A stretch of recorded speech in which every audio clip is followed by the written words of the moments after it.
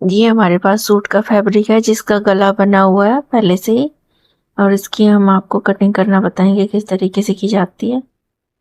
सबसे पहले हमने इसका बॉर्डर कर लिया है अलग, क्योंकि इसको हम बाद में लगाएंगे सूट स्टिच होने के बाद। ये था बैक पार्ट और ये फ्रंट पार्ट। अब सबसे पहले फ्रंट पार्ट को फोल्ड करके उसकी कटिंग करेंगे। तो उसको किस तरीके से फोल्ड करना है, जो नेक लाइन है उसको अच्छे से मिलाना है, और जो ये कढ़ाई है इसको भी बीच से अच्छे से मिला लेना है। ऊपर का जो एक्स्ट्रा फैब्रिक है उसको कट कर लेना है।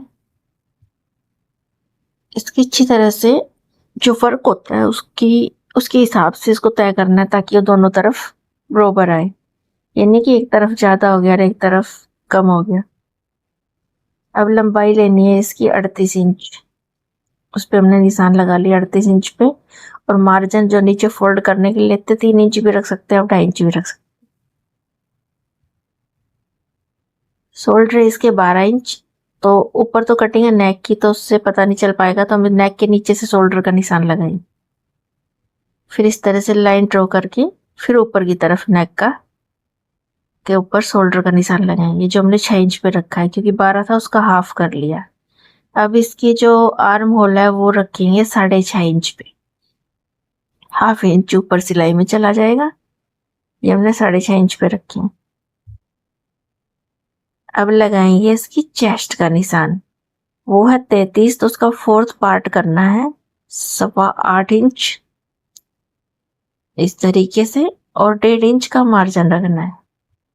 हैवी चेस्ट है तो आप 2 इंच का मार्जिन रख सकते हैं। अगर कम है तो ये कमर लेनी है 7 इंच पे, और हिप 13 इंच पे, 14 इंच पे या 12.5 पे, जो जितना करवाना चाहे आप उस हिसाब से ले सकते हैं। इसकी हमने कम रखे हैं। ये कमर का और ये हिप का हो गया है, तीनों निशान हो गए हैं चेस्ट के भी। अब कमर का 4th पार्ट करना है 28 है उसका 7 इंच और 1.5 इंच का मार्जिन इस तरीके से। अब हिप है 34 इंच, तो उसका भी 4th पार्ट कर लेना है 8.5 इंच और 1.5 इंच का मार्जिन इस तरीके से। अब नीचे की चौड़ाई कैसे निकालेंगे, जितने हमारे हिप हैं उतना ही हमने नीचे निशान लगा देना है। इसे स्ट्रेट पल्ले बनते हैं, और यहाँ से आप मार्जिन 2 इंच ले लें, कि कटिंग करेंगे तब थोड़ी सी कान वगैरह आ सकती है। 1.5 इंच पे पीछे की छटाई करेंगे, वो किस तरीके से करेंगे, 1.5 इंच पे निशान लगा लिया। अब इसका कर लेना हाफ इंच ऐसे फिटिंग वाले निशान से, और ये जो हमने हाफ किया है इस तक इसकी गोलाई दे देंगे। ये तो हो गया बैक पार्ट का निशान। और फ्रंट का कैसे करना है, ये जो निशान है इस पे अंदर की तरफ हाफ इंच या 0.25 इंच इस तरीके से निशान लगा के अंदर की गोलाई कर लेनी है। ये अंदर की हो गई, और वो 1.5 इंच पे है बाहर की। इस तरीके से इसके बाद कर लेंगे इसकी हम कटिंग। तो ये हमारा फ्रंट पार्ट के निशान लग गए सारे। एक चीज ध्यान रखनी, कटिंग करते वक्त जो हमने बाहर की साइड निशान लगा रखा है ना, बैक हिस्से का आर्म होल का, वहां से कटिंग करनी है, ना कि अंदर की छटाई पहले कर देनी। या बैक पार्ट के ऊपर रख के उसकी कटिंग करेंगे ना, उसके बाद इस फ्रंट पार्ट के आगे से फ्रंट हिस्से की जो आर्म होल के अंदर की छटाई है वो करनी है। अब ये हमारा बैक पार्ट देख लेते हैं। इसकी लेंथ किनारे की साइड से तो है ये छोटा, तो अब इसको कर लेंगे इस तरीके से टेढ़ा। यहाँ से इसकी लेंथ पूरी आ रही है, तो अब इसकी कटिंग इस तरीके से करें। कढ़ाई वाले सूटों में ये होता है कि किनारी वाली साइड से उनकी लेंथ बहुत कम होती है, तो उनको टेढ़ी वाली साइड से कटिंग करना पड़ता है।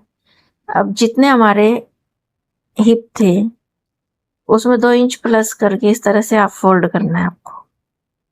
आप किसी भी सूट की जब कटिंग करते हैं तो ये हाफ कैसे करा जाता है फैब्रिक, उसके यही हिसाब होता है कि जो हिप होते हैं ना उसका हाफ करना है, और उसमें 2 इंच प्लस करके इसकी कटिंग करनी है मार्जिन लेके। इसके ऊपर फ्रंट पार्ट को अच्छे से सेट कर लेना है। इस तरीके से।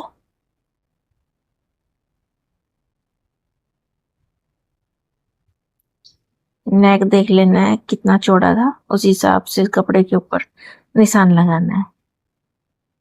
अब इसकी कटिंग कर लेनी है बैक पार्ट की। ये हमारी बैक पार्ट की भी कटिंग हो जाएगी और साथ में फ्रंट पार्ट की।